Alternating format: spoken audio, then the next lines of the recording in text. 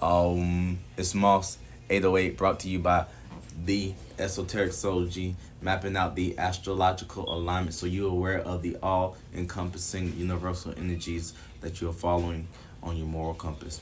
And we have the moon in the late degrees of Aries. So it's passed through earlier around 12, it passed by Chiron and the North Node.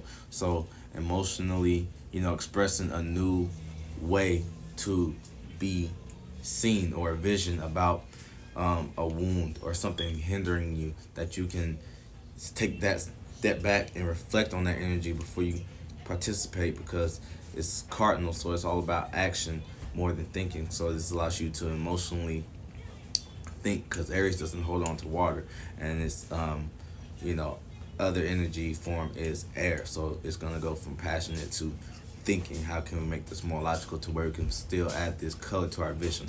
But yeah, so we're reacting and responding with a new emotion, new vision to our associations, the way that we are associating ourselves, people, places, and things, new visions, going independently into your associations, like carrying your associations to a new and a unique place, or being the individual that is, you have these associations, you have these badges, but you're like a freelancer, freelance agency, right?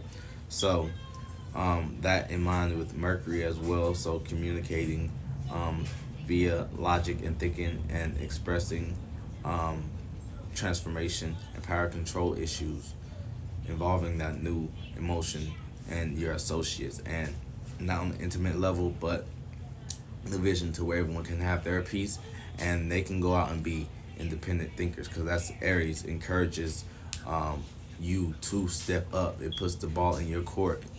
Aries isn't me like Leo fixed fire. It's expressive. It's a spark. It's seen for a moment, but then something else is motivated. So that's Aries ramming you. Sometimes when two they ram each other, the one that gets the other one out of the way, I'm saying, that's the alpha. But it's making the other one stronger to be pushed back to keep fighting another day type energy. So there's that. Now we have this T square again with Aries. Well, it's been a T square, but so now we're expressing that new emotion. We've been through Capricorn on the come down phase of protecting our status, or the way that we are seen when it's with the late degrees of Mars and Venus. But Venus is debilitated in Aries, so the dominant placement is Capricorn. So learning how to appreciate your status and compromise the perception with your status, and that may look like a mistake. Chiron for Aries, rushing in or overthinking, what I'm saying, that little bit of distraction, and where it goes off and does something else that's initiative. But yeah, your status and the way that you're seen with people, something that is being added unto and built, and appreciating and compromising that, and having a new emotion and showing that expression with, like I said, Venus is debilitating there. So Mars is on the late cusp, so it's gonna be squaring. It's gonna be having like where it's learning, and then the opportunity. So we can see the opportunity on the precipice with Mars soon entering fixed air. But you see where your thing that you have learned about your passions and motivated being exalted, being put up as a status, as well as how you are using or being used. You have to be in the area, Capricorn, to be used. Aries is going off and finding ways to be useful, but it's not really. It's sharing the vision, but it's not sharing the practical idea and plan. That's what Capricorn is doing in that space right there, in Venus and like degrees of Mars. And this is that sextile. Like I said, your emotions can take the opportunity to be airy, to spray paint the color onto the fixed air pillars that are there. But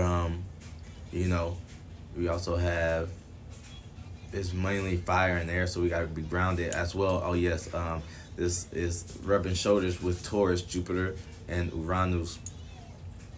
So Jupiter is slow and steady, wins the race. Shout out to Cameron White, because it's very slow and consistent, but it's expanding its learning into a domain of innovation You know how if you start a riot, slow and steady wins the race, and they are the protests for back in the day during slavery and Jim Crow and everything. You used to walk and march, where you're marching in the streets and stuff like that. You have some people, my hip. You have some people that have different moral philosophies that they are reacting. They become reactive to, making that anchor. Like some people, how they identify with trauma. That's like some energy going on with that, with a rebellion or a riot. But then you got the other side that's proactive, and they're making gains to show that they're established and they can do this shit without them. But the other half might be still working on going against the grain. So that's what Taurus in Jupiter and Uranus, expanding your knowledge and your experience, and just experiencing things into your character or something to rebel against, or a revolution. And that's going to be broken down more once the moon goes into Taurus, and I make that second video. But yeah, and we have we have the opposite side, before the birth. Right before the birth, everybody's doing, you might think you might doing the over planning, the overthinking, but when it's time to go, it's time to go. It's imaginations. It's you're going with the flow, but you have this vision of your plans in the cosmos, and it's so like scattered, and you're going with the flow, and it's an illusion about to be birthed, because it's getting heavier, and the heavier the delusion, the more reality starts to crash in, like, yo, wake the fuck up kind of energy. So that's what your rubber shoulders with Chiron and Saturn and Neptune energy. There's those restrictions and boundaries that are button heads, like right next to transition into, like, it's like a weird grace period where you don't have much time to settle down. You're immediately thrown into that new situation and hit the ground running with those energies. And while I'm at 7-minute mark, let me go ahead and break down the moon is exalted in Taurus. So we are emotionally stable or unstable about how we are nurturing or procuring the things that we have, our manifestation abilities that's attached to our feelings, our words, our waves, pushing out into our experiences and expanding, and slowly being stuck. Don't be stubborn to the point where you avoid certain experiences, but don't be overly naive to rush in because you have horns and you can trample and people can get hurt, and you leave a pathway for people to follow you. When you get to your innovative side and your revolution, and your idea, then that's going to be squaring Mars 28 degrees Capricorn, close to your associates, the square of your associates and things of that nature, with the passions, cooling off and being the fixed invisible pillar, like I said in the last video. And Pluto take power control of your way of communicating amongst your associations with the things that you have, and being like relatable, the things that you have, because they're just material. So don't be over materialistic, but at the same time, don't attach too much of your associations to material. Like I said, over associate yourselves with those energies. And the sextile to Neptune and Saturn, all that energy is going to carry over into your imaginations and your dreams and your delusions. Are you restricted, and are you healing your imagination in a healthy space, relating your exalted boundaries? Like, don't go too far with Taurus being exalted, but in which are you stable or secure within your associations? Are you stubborn? Are you consistent, bringing value, adding value to your associations, so you have something practical that you can make a plan or idealize and go further in that nature? And like I just broke down the energies on the opposite side of Aries, Chiron, and then Pisces, and Lilith, trining Lilith and trining Venus, compromising your way of using and how you're using things, your values that you put behind initiating that status of being used, and having an embarrassing moment.